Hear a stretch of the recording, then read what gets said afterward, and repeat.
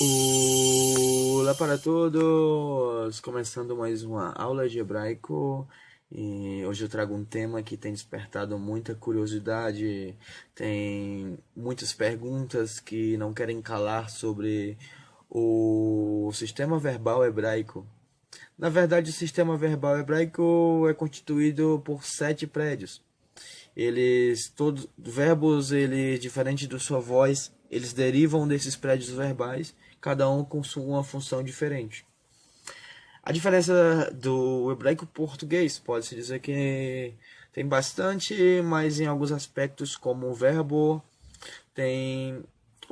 são bem bastante parecidos. Como na língua hebraica, os verbos podem ser classificados em duas categorias: fortes e fracos. Os verbos fortes são aqueles que têm 3 consoantes na sua raiz, ou seja, na terceira pessoa masculino singular. Já os verbos fracos são os que têm uma vogal no meio de sua raiz. Possui uma ou mais guturais em suas raízes. São verbos começados com aleph, yud, vav, enfim. São verbos terminados com re, ou ainda na segunda e terceira consoantes forem iguais. As vozes, as ações e os estados verbais. Em hebraico tem-se, assim como no português, 3 vozes verbais. Ativa: o sujeito é o que age ou pratica ativamente a ação. Passiva: o sujeito sofre a ação. E a reflexiva: o sujeito pratica sobre si mesmo a ação expressa pelo verbo, ou tanto pratica quanto sofre a ação verbal.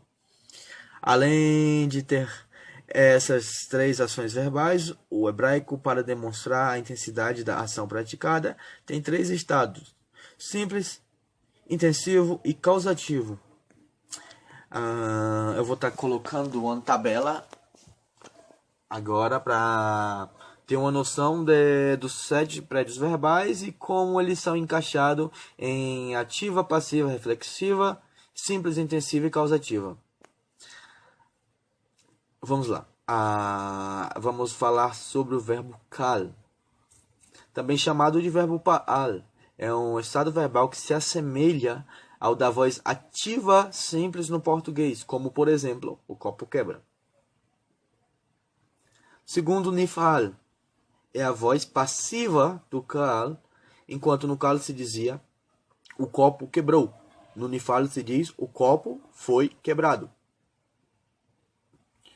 Terceiro, piel, é a voz intensiva ativa do kal, enquanto no kal se diz o copo quebrou, no piel se diz o copo estraçalhou.